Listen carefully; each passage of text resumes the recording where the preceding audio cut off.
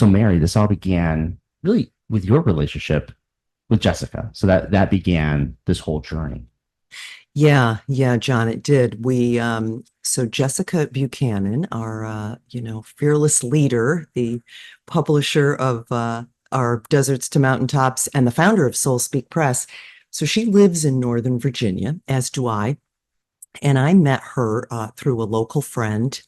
She came to my sound healing studio in Northern Virginia, and I met her there. And I heard her story, her personal story. First of all, she's a beautiful goddess of a woman, 6 feet tall when you see her, and very grounded. And yet she had this story of her being kidnapped, at gunpoint and a rescue by Navy SEAL Team 6. And so that happened October 25th in 2011. She was just on a routine field mission in Somalia. She loved traveling, particularly to Africa, and she was in Somalia and working as an educational advisor. She was held at gunpoint, held for ransom by a group of Somalian pirates for 93 days. So the backstory is important because she wrote a book at that time, and it was called Impossible Odds. And I would encourage anybody to look into that. It's fantastic. It tells her story. It's incredibly powerful. And there were so many things that happened to her. And she wrote that book right after she was, miraculously rescued. But 10 years later, she decided to write another book. And that's where we come into the picture, because she decided that she wanted to write another book, and she got inside of herself. She's a big meditator, and she looked for inspiration and guidance. And she was given the guidance to not write another book where it was only her voice, but to share all of the other women's voices. And the part of the key piece of that is that when she was the morning of her capture, when she was going on this field mission, she received a message. She didn't feel right. She had this inkling, this kind of knowing. And she tells the story now, 10 years later, she didn't listen to it.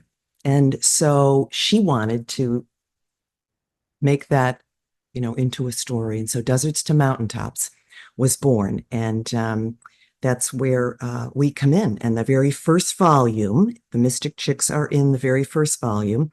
Its subtitle is called Our Collective Journey to Reclaiming Our Voice. And so that's what she experienced, and that's what she wanted to start. So it's filled with our story and 20 other women's stories of something they've been through, and now they have a story to share with others. Yeah, I find it interesting because it's kind of like this, to me, a little bit of a paradox. You didn't listen to your intuition, and yet this experience that she went through, which was horrific and traumatizing, obviously, but completely changed her world. So it's kind of like, yes, she didn't listen to her intuition. Maybe there's definitely a lesson there, but then again, she'd be missing out on this whole other journey in her life. So it's really fascinating. Yeah, as would we. That's a great point, John, because we as healers and energy healers and sound healers, we are also spiritual coaches. And the root of our existence and helping others is to see that everything happens for a reason. And there are layers and layers beyond the physical world of why things happen. And her story is actually very spiritual. I don't want to give away any details, but it's just a great read. And she was protected, and she had a child. She got pregnant right after her rescue. It's really a beautiful story. So I love that you went to that depth right away and got to that root. Yeah. Yeah. I mean, things do happen for a reason. Always. Yeah. Yeah, Yeah. it's for sure. So then, as part of this, process, it must have been fascinating to kind of delve into your own stories, obviously. And I think that's maybe a major theme that comes through a lot of this is that everyone sort of has their own story. And I know that that's even a piece of what Jessica does is, this idea, this concept of writing memoirs and things like that. But what was that like going through, Audrey, that journey for you to tell your story? Well, interesting you should ask, because we got involved with Jessica. I had seen on Instagram she was offering these chapter submissions, and I at the time thought, wow, I would love to write a chapter in a book. I didn't feel like I was ready to write a book at that time, but I thought I can handle a chapter. And so I met with Jessica and then realized, I don't think that that's for me. But during our meeting, she said, I'm open to have the Mystic Chicks write a chapter. So I went back to Mary and Wendy and said, what do you think? Because, three of us sharing obviously be a very condensed story, but we could use the threads of our family trauma and spirituality and overcoming all kinds of things in there. So I'll let you guys jump in also. Well, that was funny because when Audrey sent it, it was probably not even a day went by. And Mary called us and said, oh my God, chicks, I think we should do this because I think I already wrote the chapter. And it was amazing because everything that you're talking about, how is that to dive deep into your own life and, kind of resurrect or transmutate all of your wounding into something positive or a lesson. Excuse me. And Mary's brought her back to age 9. Oh, when right. when you had said, I think I just wrote the first chapter, wrote the chapter. It was something that we hadn't talked about or thought about in a very long time. Yeah, that was the death of my brother Mickey in Vietnam. And that really started a process. In hindsight, so many years later in the rearview mirror, it's easy to see how it started a process, not just for me, but our family. And of course, we're all family, the Mystic Chicks, with 2 sisters and an aunt, me being the aunt. And so, death in our family was something that we went through, and that's a large part of our chapter and how we then came to a deeper level of spirituality for ourselves. There were 2 brothers that died young in our family. So the family was 6 brothers and 2 girls, 6 boys and 2 girls. I was one of 2 girls. And then my oldest brother, John, was Audrey and Wendy's dad. Yeah. And then, of course, you all, I guess, went to school together, Stacia. So you came in on volume 2 on this, but Stacia, welcome. It's great to see you. Good to see you too. So, you have had an incredible journey yourself, traumatic brain injury and, formerly a teacher, having to completely reinvent yourself in so many ways. This has been quite the journey for you. Yes, it has. Yes. And so you're absolutely correct about the connection here is that we are all Wacona graduates. Wendy and I in particular are in the same graduating class, and we've been friends since we met in middle school. Mm-hmm. And that friendship has never gone away. So the reason I got involved was because they were heading down to Northern Virginia for their book launch celebration in January of 2023. And my daughter happened to live in Alexandria. So I mentioned to Wendy at one point, hey, if you're ever going down to Alexandria, I might jump in the car with you and tag along and get a ride and see my daughter. So they let me know they were going down for this book launch celebration. I'd gotten in the car. Audrey and Wendy were in the front seat. I was packed in the back seat. And we just had about a 6 or 7 hour chat. And in there came, hey, what are you up to, Stacia? And I told them about my work as a brain injury coach and speaker and advocate and educator. And I think it was you, Audrey, who turned around in the seat and said, I think you're supposed to meet Jess Buchanan. She's got her second book in the pipeline, and it's about healing. Mm-hmm. And of course, Deserts to Mountaintops, that name, Jessica found herself in the desert for 93 days as a kidnapping victim. And then a large part of her healing journey occurred when she would hike and reach these mountaintops. And often she hiked with her dad, as I understand it. And so Deserts to Mountaintops became her, the low point and the high point. Mm-hmm. And so the second book that she started to create and to solicit story submissions for was Deserts to Mountaintops Volume 2, Choosing Our Healing Through Radical Self-Acceptance. So fast forward about a month later, Audrey emailed me a link to a Zoom that Jessica was inviting people to jump in on, and I jumped in on it. And her first words to me were, "Who are you?" And she didn't know I was going to appear, and heard a little bit about my story. And she said, "Get on my calendar." And the rest is kind of history. Yeah.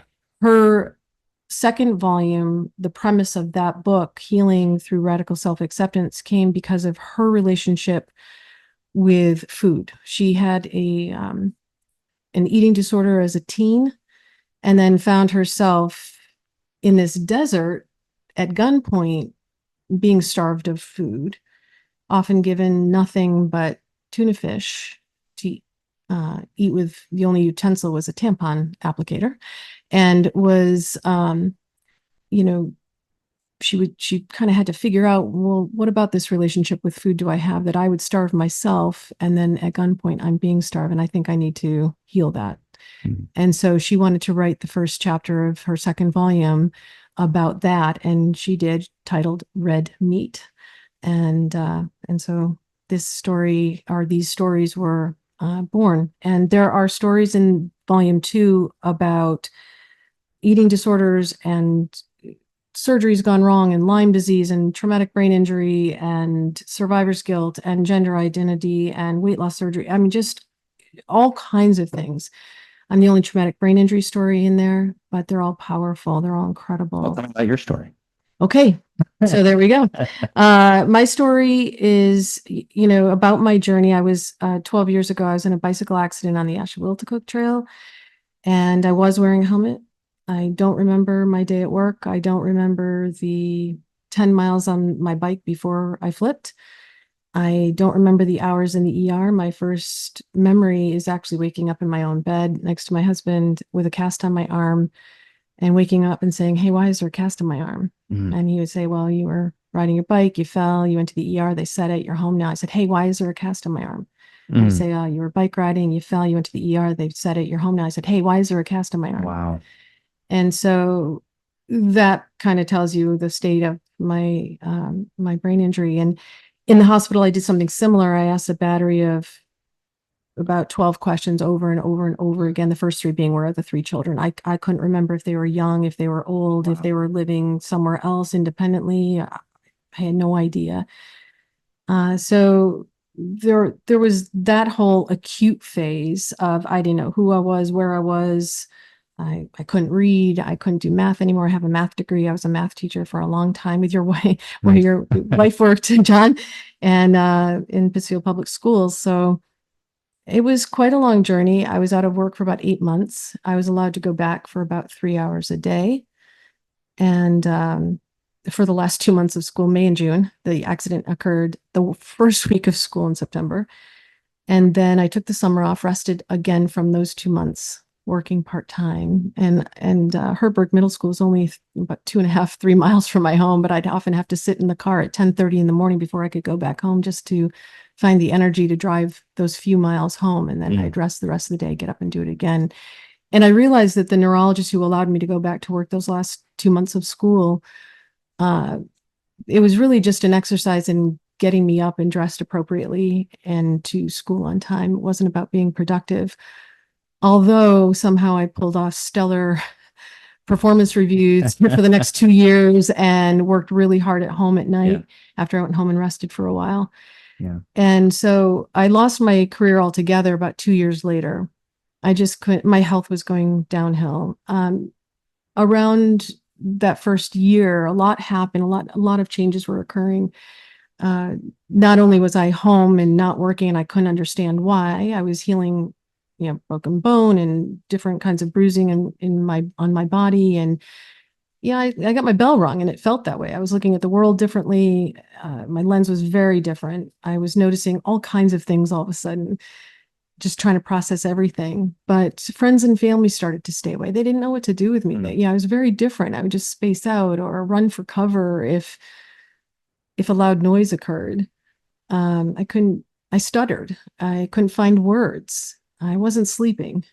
These are all very common symptoms after a brain injury. So friends and family were staying away. And my kids, and this was all at a time when my kids were empty nesting me too. So that was already feeling different. I was out of work. And then probably the biggest hit was when my husband of almost 3 decades moved out of our home. And I found myself alone and with nothing familiar about my life, including myself. And I really had to figure out how to build that metaphorical ladder and then start climbing one rung at a time to get out of this hole as far as I could rise. And it was a good many years, I would say probably about 4 or 5 years before I really started to round some corners. But being pulled from my job, while it was very painful, it was the beginning of my health being restored. Mm.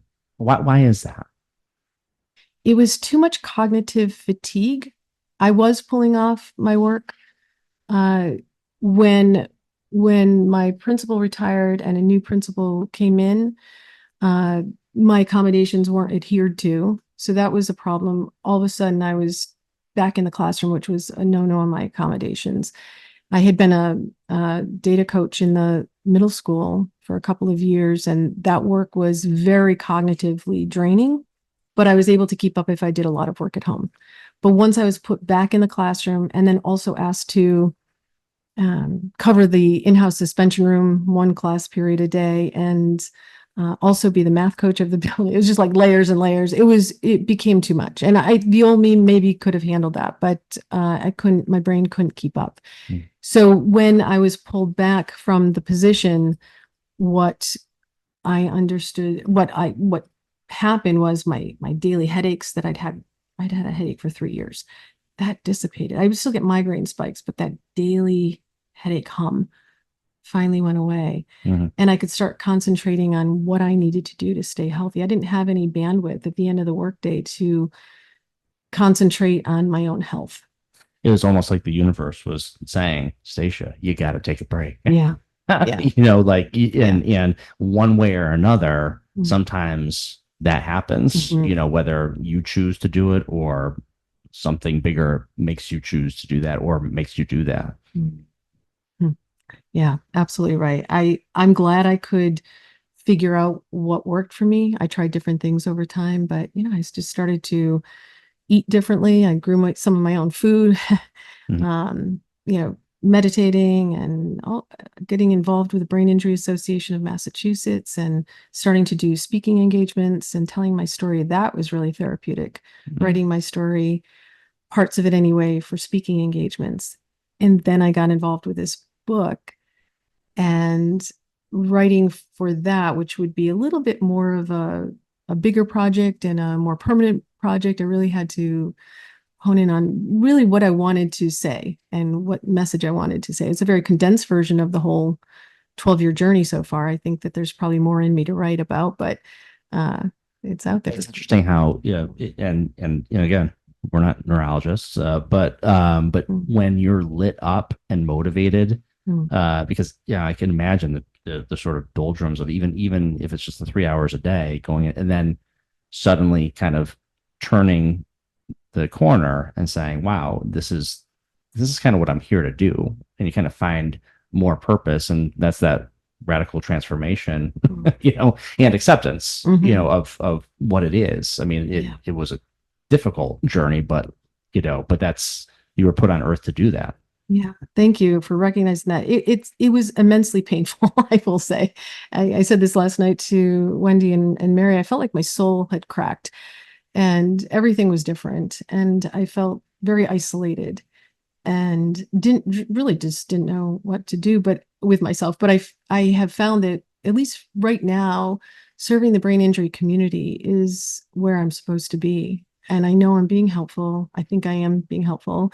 I always say, even if there's 700 people in front of me at a conference, if I can just touch one person, I've done my job. So I just keep trying to help with the brain injury community and make a mark that way. So. It's amazing. It's amazing. So that's one amazing story. And so the volume 2, and there's also a volume 3, coming up. So looking at this now, you're all here today and sort of, getting the word out about this. What is this community like, Mary? Working with Jessica. There's 4 of you in front of me here today. I assume there's many other, primarily women. I don't know if it's all women. It's all women. In this community. Tell me about that a little bit. Well, that was part of the journey too. Yeah, just the first of all, Jessica, I would say she's a natural coach. You can't help but become friends, I think, with her when you work with her. Her story's so powerful, yet she's so not all about that. She's really about helping others and always looking for new ways to do things, new ways to run her business, new ways to organize, ways to reach other women. Um, and even when we were working with her for our story, I think I had been accustomed over the years of working with either mentors or people who had let's just say a right or a wrong way to do something. So for example, when we had written our chapter pretty much. I mean, we were probably 90% complete with it, and there were maybe 3 weeks to go before it was all due. And we completely pivoted. I mean, there just came this moment where we met with Jess and she listened to what we had said. And we were like a little, we're not sure what this. And rather than saying anything right or wrong, she just said to us, maybe that's not your story to tell. Maybe there's a different way or a different story to tell. I mean, that was her gentle approach.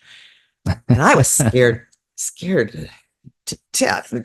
Wendy and Aud were really good with it and said, oh, that totally frees me up. I can't wait till we go and, pivot and rewrite everything. But that really showed me, it was just this gentle way. And she wasn't worried about it. She didn't then follow up with us and say, hey, how are you doing? Are you meeting your deadline? Are you changing things? She never did that and to my knowledge, with any of the other authors either. And then just hearing all these other women's stories in volume 1. I haven't met all of the women, nor have I read all the stories in volume 2. I've obviously read Stacia's, but not everyone's. Yeah, their stories are just, I mean, it's young women, it's middle-aged women, it's older women.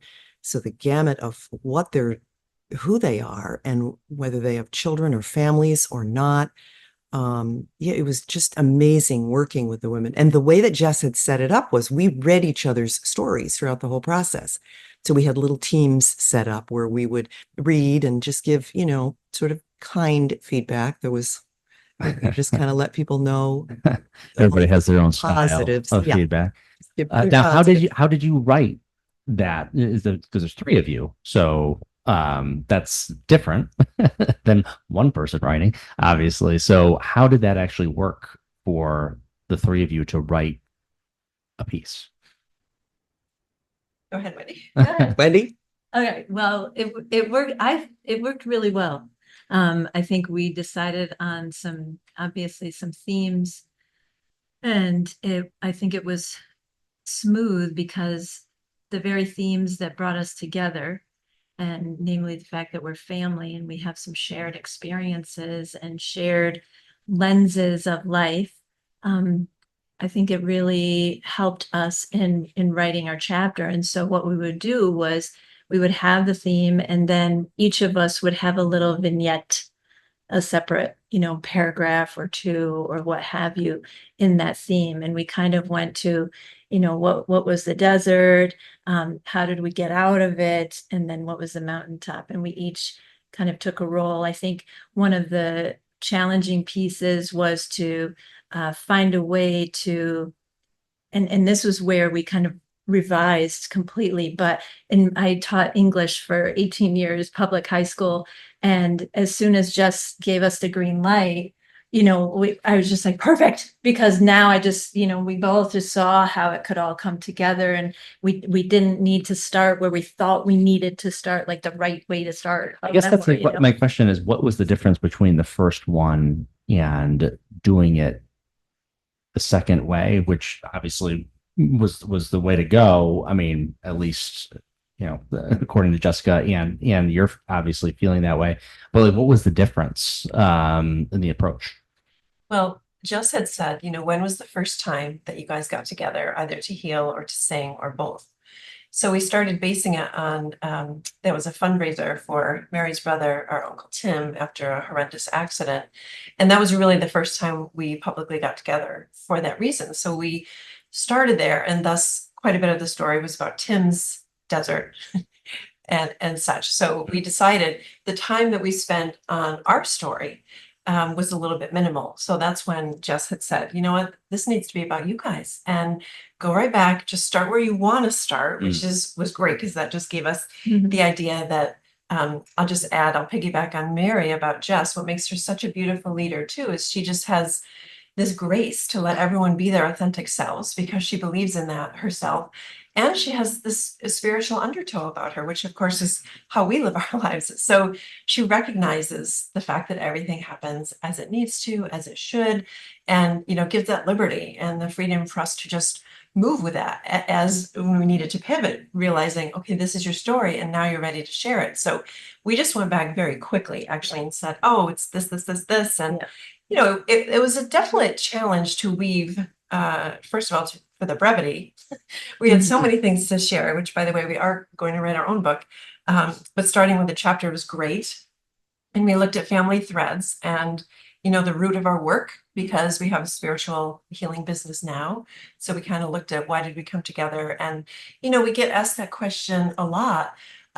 Were you born this way? You know, were you born seeing auras, reading energy, knowing things? People, I think, get fascinated that this is our business and they want to know, were you born this way? So we started thinking about that and went back to, that's kind of where we started writing about, because we wanted to write, yes, that we had these inclinations from the time we were young, and they were not honed, they were not accepted, and they were not honored. And we each had to learn that, among other lessons. We had to learn to overcome that and grow into our authentic selves in this spiritual world that was mainly unseen, unheard, and unexperienced by most. Another challenge of working together and writing the story was like Wendy would love to write by herself because she could think better that way.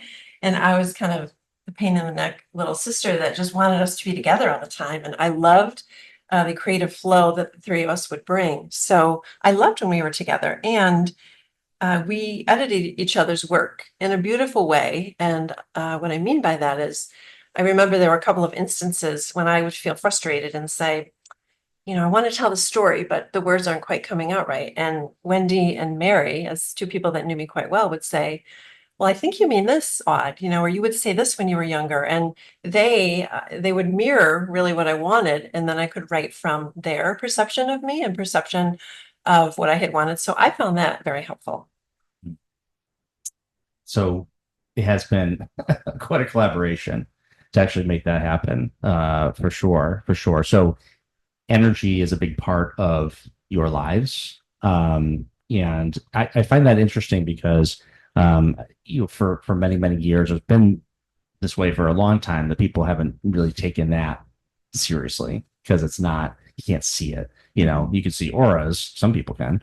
A lot of people don't. So therefore, you know, it's always had this sort of middle ground. You know, it's kind of legit, but people don't necessarily accept it. But for me, it's everything, because it's energy. And energy is everything. Who wants to take that one? Yeah, I do. When you were saying energy is an important part of your life, it's like, yes, in agreement with you, John. Energy is life, right? It's scientific, it's physics. Energy is, period. It can neither be created nor destroyed. It can only change form. And so that's what we're working with on every level. And I always like to say in any of our speaking engagements and things like that, to address the idea that it hasn't been socially accepted. And our society has primarily validated and awarded the intellect over the heart. And Audrey has a quote about the heart, but before I turn it over to her, I always like to say, we don't even yet know what it means to be fully human ourselves right here, right now, 2024. We have 2 strands of DNA hooked up, and our scientists want us to call the other 10 junk. Right. Of course not. It's so laughable. It's Yeah. not possible. Yeah. It's not possible. So as soon as we kind of surrender to that, relax into that, life becomes so much richer, because now we're looking around, and the things that that might drop in for us, or the things that we just have a knowing to be true, then you're finding, I think nowadays more than ever, you're finding more and more support for that because we all had those types of stories. Mhm. And I think it's, and maybe it's consistent with this entire conversation, because without that intuition, or without following your heart, a lot of these stories don't happen. Or at least you don't get to the mountaintop. Maybe you're going through the desert, but you don't get to the mountaintop without really following your intuition, following your heart, and maybe doing things that conventionally wouldn't necessarily be accepted. Like for Stacia, continuing to be a teacher probably would have been the socially and acceptable thing out there, but at the end of the day, that wasn't right, and you felt it in your heart. Yeah, that's absolutely correct. Yeah. And I love that I'm on a different path now, honestly, because I wouldn't have ever been on a different path, reaching for different things and understanding more about human nature, and just, I don't know, spiritually, I think I've grown, and relationship wise, I've grown. And I didn't have that opportunity in a fast paced career. And I was very ambitious, and I was probably a year or two away from running my own school. And so I would have been probably doing that until I retired, and I would have retired with, a big party at 65. And I was much younger than that when I retired from that profession and turned a corner. And I'm very, very grateful for that. And, the Mystic Chicks have talked a lot about Jess, and I haven't as much, but she's also a fellow teacher. We've got a lot of teachers here, and this just sitting in front of you, John. I don't know if you know that, but Wendy is a former English teacher, and Mary, music teacher, and I was a former math teacher, and Jess herself was a teacher. Mm. And I think she's a lifelong learner like we are. And in addition to that, I think she gets really inspired by her authors. And I think that's why she's such a great writing coach and lead author, because she gets invested in our stories as much as we are invested in hers. And it's a great win-win situation there. And every voice and every writing style in both of these books, and so there's probably about 40 authors between the two volumes, has her own voice and her own style. So it's like reading a mini book and really gaining a lot out of each chapter. There's a lot to be said for that, because I think in order to choose a career at some point to be a teacher, it takes a certain type of person, and someone also who is willing to take the time to not only tell a story, but to tell it in a certain way. Because what do teachers do? Well, they're teaching, they're showing the way. And so I think that's a really great point, that so much teaching in your history. Of course, everyone's evolved from that being the vocation, because that path is different, but from leaving teaching, but that's still a piece of you. And I teach energy healing, John, so I kind of got out of the matrix a bit ago. But I just wanted to say our conversations today, the anthologies, they're all testament to the fact that consciousness of humanity is definitely awakening and getting a much higher vibration. I mean, when you look at the world today, most of our clients just can get very down and depressed and say things that are happening are horrible. But we know that the consciousness is evolving, and each person, it's only happening because every person is evolving in some way. And, we're definitely here to hold the energy, hold the light, to support new energy coming in, to support the purging of all the old systems and things that aren't working anymore, for a myriad of reasons, to allow people to choose new pathways, new careers, and to have the strength to say, this is why I'm here. I'm here to see, I see something new. I see past lifetimes, I see your soul mission. I see your soul contracts. And this is why we're here today, to bring all of these beautiful things into the world. And I think, as you mentioned before, there seems to be a little bit more acceptance now. I think it's because people resonate. They might not understand, or they might not consciously be there. But again, it's that we're all born with spirituality and an inner knowing and inner wisdom. And it's sort of this blend of ancient tradition of knowing the truth of things, which isn't always what we see today. And then this new courage and power to bring it in, this excitement and creation and passion to say, wow, I'm here to do these new things. And we see this in everyone, whether you work at a gas station or own a business or you're a teacher or, everyone's getting these beautiful downloads and insight of, wait, I have this idea to bring all these women together. And I mean, Jess has brought a lot of women together in the short amount of time, and everyone's lives have changed exponentially like ours have. So I just want to say that if any listener is feeling sad or depressed about the world, it's like, then you do what you do to make you happy, because you'll be evolving, and that helps the whole consciousness of the world. Yeah. And, the way the world is sometimes does not help with people's vibration. It's not exactly, traditional society has not been really set up to have people, raise their vibration. And I think, like you said, the overall is vibration is raising, and so people are starting to really pick up on this, and whether they know it or not, consciously. Yeah, and I have a little story I love to tell about that just happened recently, and we are starting to see some things reflected on the world stage, so to speak. My husband is an attorney, he's trained in rational, reasonable thought. He has a very large heart too. And he reads a lot of newspapers, and he often sends me articles, and he sent me two just this week, one from Wall Street Journal and the other from the New York Times, both with headings that reflect, I think, this new way of thinking. It's not a new way, but maybe reflect that it's more widespread and it's being brought out. And it was that energy healers are the new home repair services. And I paraphrased a little bit, but yeah.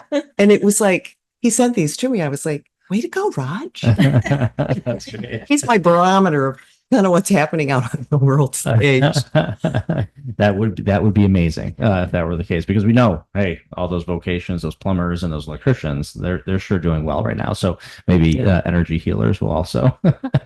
So many of the systems are crumbling as we know it. It really is. They really are. Education, medicine, science, our way of governing. They're breaking down, and the new will be rising underneath that. It really is. And I mean, even in that, Stacia, my wife just recently retired, partly because she wants to move on. I think people are seeing some of the old systems, and they're just not accepting it anymore. Yeah, I think you're right about that. I'm so excited for her, by the way. I can tell her I said congrats on that. Yeah. And, brain injury, so I'm going to speak from that angle. It forces you to change course. Many people can't go back to their careers. Many don't ever go back to any, working purpose. And it's really hard. But I know from working with so many survivors and speaking with them at conferences and so forth, that almost all of them have become more grateful and practice meditation. And it's an incredible community of people on a healing journey. Obviously, it's a very slow journey, minimum 5 years before you kind of sort of feel like you know who you are again. And the healing doesn't stop. I was told, I mentioned this the other day to Wendy and Mary, that when I was 2.5 years out from my injury, I was working with a case manager who said, "Hey, congratulations, you're halfway there." And I said, "Halfway to what?" And he says, "Well, 5 years is kind of like the cap. You can't really recover much after that." And I said, "Oh no, there is no expiration date on my healing." Mm-hmm. And there isn't. I'm 12 years out, and I feel like I've healed more in the last couple of years than I have in the last, the first decade. So there is hope out there. Yeah, that is amazing. I mean, and you speak at conferences, and I think maybe all of you do. Who are the people that are there? What are these conferences? TBI for you is a niche for sure, Stacia. But tell me about that a little bit. Sure. I have spoken at a number of state brain injury conferences, and the audience is usually made up of 3 a third, probably a little bit more than a third, survivors, caregivers, and clinicians. Sometimes they're heavier in one area, and I might change my talk up a little bit. People, the conference organizers usually ask me to tell my story with maybe a different theme, maybe going back to work or gaining insight back into your life and how to heal, that type of thing. I've also spoken at a number of schools in the area, Berkshire Medical Center, Rehab Center, and BFAIR and Civitan, and so just other organizations on the eastern part of the state. So it just depends sometimes on who's in the audience, and then they may ask me to come in. But most of them have some connection to brain injury or nonprofit of some sort of civic. Yeah, and for me, I mean, because having worked in healthcare for some time, you hear TBI, and and certainly there's a big range between severe TBI, and perhaps what you experience, which is obviously still very, very difficult, but to see someone functioning the way that you are, having that tag of TBI on there is inspiring. Thank you. Yeah, John, I'm really lucky. I am high functioning. I had what was classified as a mild to moderate TBI. They used to classify either mild, moderate, or severe. They're doing away with those labels, but at the time I was classified as mild to moderate, and moderate because there was evidence of a slight brain bleed on some imaging. But trust me, even if you have a mild TBI or brain injury, it does not mean it's going to have a mild effect on your life. Yeah. And that is something that people don't understand. Brain injury is everywhere, and it will hit your circle somewhere with someone at some point. And it doesn't always mean it's going to be a traumatic brain injury or, blunt force to the, outside of your head, but it could be stroke or lack of oxygen or tumor removed, so surgery type of thing. There are a lot of reasons. Infection, Lyme disease can present that way. A lot of autoimmune diseases can. There are so many things that present like brain injury. So the whole brain injury topic is so hot right now, not just because of sports, but because it is everywhere. Yeah. And it is, and what's more important, physically than protecting your brain, and the impacts are so dramatic. Obviously, no one wants to get hurt anywhere, right? but the brain is obviously the most crucial. Yes, and it's invisible to us. It's not like you're walking around with a cast, right, or a Band-Aid or anything like that. So it's a really hard one for people in your circle to understand, even sometimes medical professionals. Yeah. And that must have been probably the hardest part. Maybe it was one of them. Yeah. Yeah. So, but wow. And then you spiritual three. You all speak together, or when you do functions, when you do conferences and things like that? Do you come as a group? We come as a group force. Package deal. We are a package deal. Well, here's the thing, John, we did all start our practices of energy medicine individually. So Audrey had a practice, Wendy was practicing, we were all doing the work. I have a studio in Northern Virginia. And in 2020 is when we decided to combine. We just figured, oh my God, with the state of the world and everything that was happening, it was really time to come together, as a group and really just make some changes. We were all at stages of our lives where we could do that, and we wanted to, and be a powerful force of energy healing. So we all each have our specialties. I mean, obviously, I love music. I've always been a musician. I was born on the planet with that gift, really, I guess. I never really thought it was a gift growing up. Everybody in our family kind of did it. I could just sit at a keyboard and hear a song and just play it. I mean, I thought everybody could do that until I got out into the world. I realized maybe that wasn't always the case. And then I've, used that in various ways over the years. I have probably because of all the death in our early family life. I just finished a training to become a death doula. And I use music and sound healing in that way. I sang many years with a group, an international group called the Threshold Singers, and we sing at bedside for people who are at the ultimate threshold. I've always just, I love that idea. I don't know why. And I think it's just something that I came with, and using music in that healing way. And then I studied for 10 years as a musician under a spiritual teacher and gifted intuitive.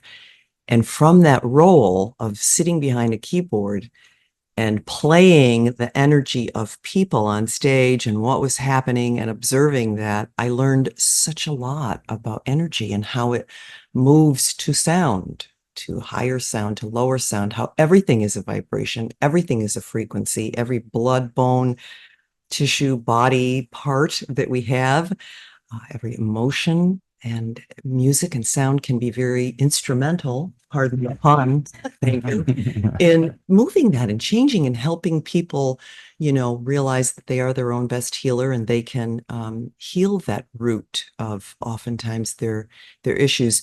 So when we present now as the Mystic Chicks, we each take our individual role. I'll let Wendy speak to her specialty and Audrey hers, but we do we speak to groups and audiences on spiritual topics and what our take on them may be from our own particular specialty, if that makes sense. Yeah, and I hope we do relearn as a society how important sound is, because over history we know that sound was used. I think we know. Sometimes I'm not sure if we do. Predominantly for healing and for raising vibrations, and even knowing that on the radio airwaves, they changed the frequency. It used to be it should be 432 hertz and things like that. Yes, John. Yes. And why where did all the bells go? Right. Things like that. But I mean, there is something that's very powerful with sound, and I think that hopefully we're relearning that and accepting that in a positive way. And you're right, John. It's people are experiencing it. Like Stacia, when you referred to the TBI often as an unseen, sort of thing that's going on with you that others may not recognize. I think our energy work can often be that way too. I know all my bowls, I use a variety of sound tools, and I use some alchemy bowls that are tuned at 432. And I bought them that way. And people feel that, and they'll just often be really relaxed at a sound bath meditation, and they'll go to sleep in their body. And, we can sense their body, shifting and healing, and in a relaxed state, operating as it was meant to operate, which is healing. We all can do it. We all have this innate healing capacity. And to be able to facilitate that with some sound or, whatever it is that we use, it's very fascinating. And people don't often realize that that's what they're experiencing, but they know it's something. And I feel like that's kind of what's happening now with maybe a resurgence or a regeneration of, other things, these big systems, maybe they're not working as well as they used to, but wow, I do feel something at this sound bath meditation. There's a whole other universe that Western medicine doesn't touch, really, as far as, what we see every day. So I think that's part of the big discovery as well. So thank you. Yes. And just to go to continue that, we discovered in our early days together that music really helps people integrate whatever healing or release they had experienced. And if you think about that, we know a little bit and we use a little bit, like when they use music to pump up athletes, right? Sure. So it's the same type of reapplication in a different way, but music is a way for the body to really integrate. So if you're holding some type of childhood trauma or multidimensional trauma in your body and you've released it, that creates space. And so what happens? Love and light rush in to fill that space when you're in a healing environment. And so that's always people's biggest question. Well, when we're all together, when we're at the retreat, when we're doing the work, we feel great. But then how do we go back to the 9 to 5 and the real life, quote unquote, right? So finding ways to help people integrate and hold that new, higher, raised vibration, no matter what's happening around them, has become really important, especially now when you say, maybe today's world doesn't support it entirely. No, but it happens cellularly, right? Mm-hmm. Each cell is rising up, each human, right? Each human being their authentic self. That's what reverberates out and gives more people that little tap on the shoulder. You can do it too, and so can you. And so can you. And your specialty, man. And my specialty. Well, I guess I love yoga. I'm a movement kind of person. I was always in trees as a little kid. So I like to incorporate that breath and movement. And I also do Akashic record readings. That has kind of become a little niche for me, which I love because it's just a healing. I feel so honored when people come and they share some of their story and feel transformed or feel empowered, really. And that's kind of like when people ask what we do, it can be hard or difficult to explain. But I always kind of come back to this idea that really at the bottom level, we're empowering, we're helping you to empower you because you're your own best guru, best healer, best teacher, best counselor. And so we're providing and facilitating all of this in order to help you do that. I'll just add, Wendy is a certified yoga trainer. She has done her certification and she is the Akashic record reader at Kripalu at the moment. Very nice. Yeah, one of two. And then for me, Audrey, I was definitely a child that was always reading energy and reading people, but without knowing what it was until Wendy and our dad passed at 23. When I was 23, he died. And I read a lot of books about what happens to the physical body, what happens to the soul, and really found that amazing in-between place of the soul and the energy being constantly alive and vibrant and doing so much without the physical body. So I realized a lot about energy healing. So I guess to say specialty, you place your hands on anything and you can read the energy in it, whether it's the wall, whether it's a person, an animal, a tree. So we do healing of all of that, of land, of homes, of businesses, of people. And for me, probably my favorite session is I love to do a variety of energy healing on people and just reading what happens. And Wendy and I both are certified in reflexology, which is a study of feet, of all the systems and organs in the body through the feet. So every time now when I get to a client's feet, a lot will come out of the body as I'm grounding them for we'll be able to check in with their guides. We'll see their guides, their past lives, soul contracts, exactly it's like the energy especially the energy that's combined with the three of us is very powerful and can bring, 5 lifetimes out of a person, because I feel like where we are right now too, we don't want to take it 1 + 1 = 2. We're ready to do that combined algebra of let's get a lot of healing. Let's be efficient and get people, past all this trauma. And as you mentioned, John, there are just so many fear systems right now too, which makes it difficult for people to realize they're spiritual. And that's kind of the point of what's going on there, where we're here shedding the light on that, saying you're spiritual, you exist. I say this to clients all the time. We exist in multi dimensions all the time. And that's what we see when we work with them. We can see this lifetime, that, and you're clearing this lesson. And if we see it now in the body, that's like graduation, because that means they've healed those contracts and they're healing those lessons, and all that energy is moving out of the body so they can move forward in their divine selves and with their DNA,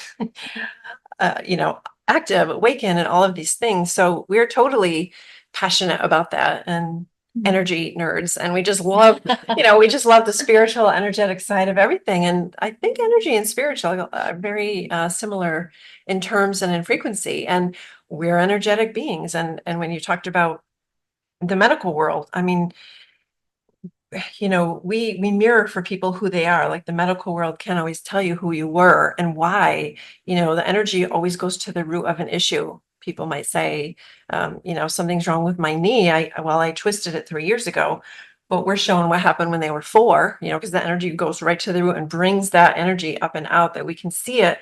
And the person is always validated, because the soul only wants validation, right? We just want to know, we want to resonate in truth. And it's like, wow, that's my truth. And while we're just very grateful and honored to be able to read that in people, really our job is to mirror who they are and say, this is you. That's what our guides do. Our guides come in, their guides come in to show them, you have this power, you have this courage, you were this person, you overcame this. So it's just this beautiful, juxtaposition of past and present, and healing and releasing, and taking in and bringing in new energy. So so the sessions, so to have all 3 of us with people, especially in groups, Mary focuses a lot on the sound to hold all of this, while Wendy and I are reading the energy and moving the energy and things like that. So I just think it's phenomenal. And I'm just so grateful to have been part of that.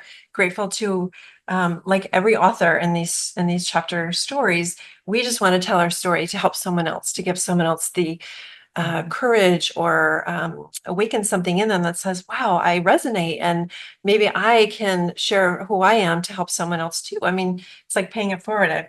Angel Bump's now saying that. So it's just beautiful work, I think.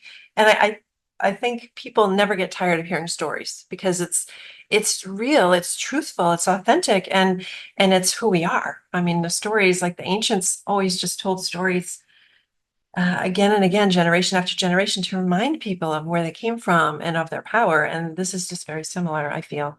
It's alchemy, right? It's taking whatever pain you have, or your desert that you've endured, and flipping it, turning it into the mountaintop. That makes it sound really easy and really fast, and it's not. but it is. It's the base metal of whatever that is for you. And finding that letter, finding the wrongs, finding sometimes the wrong minute by minute each day, but making sure that you are on your path, your sovereign, authentic path. And finding the people to help us climb, because we're all in this together. Absolutely. My story is no different from any story, your story. That's the beauty of it. Like, we're all energy healers. We're all healing things. We're all in here, to unify who we are at the spiritual level, and help raise, the consciousness, and bring in the new earth. And that's you too, John. That's right. Yes. Thank you. I hope so. You bet. So thank you so much. It is Deserts to Mountaintops. It's volumes 1, 2, and 3 is coming out soon. Is that January? She releases them on January 25th. Jess was rescued by SEAL Team 6 on January 25th. And so that's the date she has chosen to release these books. They both, volume 1 in 2023 and volume 2 that I'm involved in 2024, they were released on that day and went best-selling on Amazon that day. And I don't know about yours, but I know mine, like volume 2 is best-selling in 4 different categories. And so, yes, the next one is about motherhood, and it's I'm assuming 2025, January 25th. Beautiful, beautiful. Yeah. Well, ladies, it has been a great pleasure having you on the podcast. It has been wonderful, enlightening, and a nice light conversation, which we want to have, right?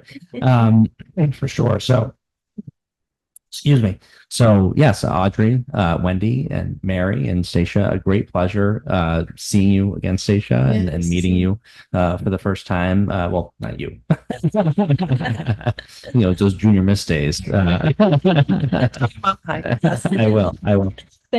So I wish you all the best, and thank you for this conversation. It's been wonderful. Thank you. Thank you. It's great. Yep.